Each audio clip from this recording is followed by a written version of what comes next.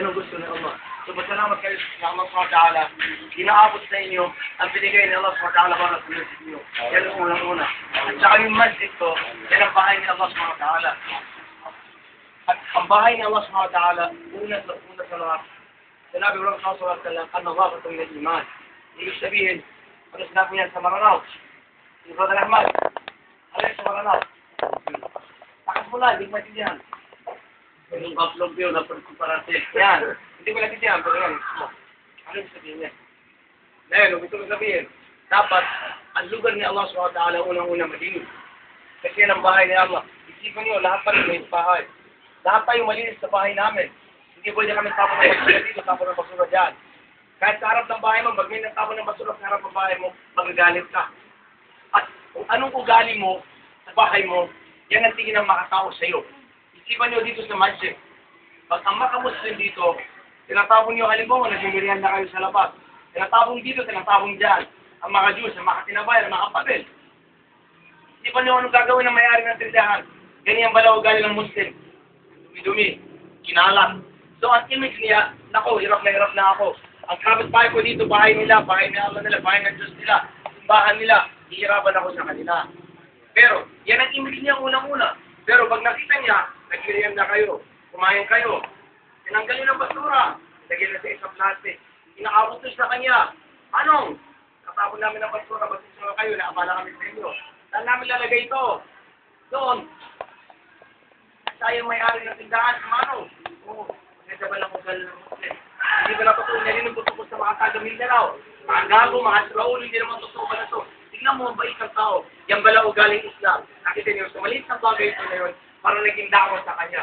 Nagawa na rin ng dawa, wala kayong purpose, wala kayong intention, pero may nakuha sa inyo, may-ari ng kapitbahay niyo, may-ari ng tindahan lahat.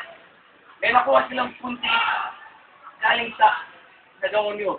Kasi sabi ng Prophet Muhammad Allah, ang din namin ay muamala, parang adapt. So dapat lahat tayo may adapt sa tulad ng Prophet Muhammad Allah.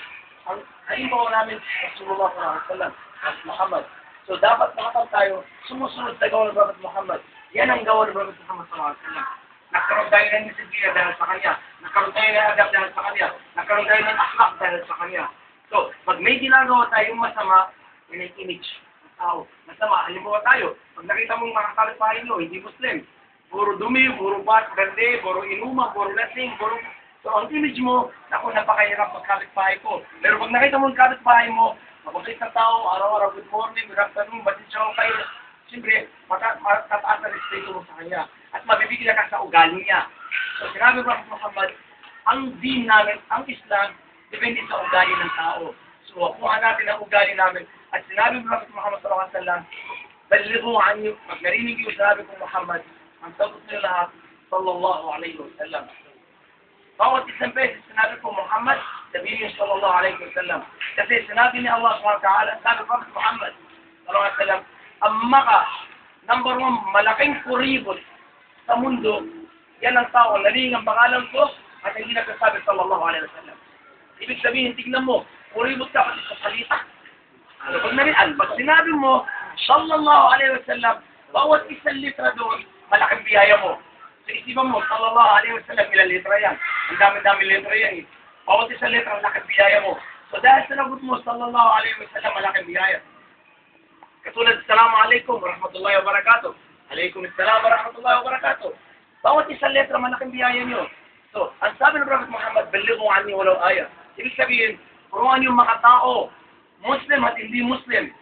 Kahit isang talata, kahit maliit na bagay, kahit hindi mo intensyon, katulad ng sa sa tindahan, o sa harap ng masjid, o sa loob ng masjid, pag nakiko, kahit sa lumaway sa palengke, minsan may punta sila ng customer, nainit ang ulo mo, away na naman, hindi ka ako kumaranaw, hindi pwede, sumunod ako sa kanya, sumunod, hindi yan. Ang maganda ng ugali ng Muslim, sabi ng Prophet Muhammad, tulungan yung kapatid yung Muslim, nasa tama at nasa mali. Pag tama siya, tulungan mo siya.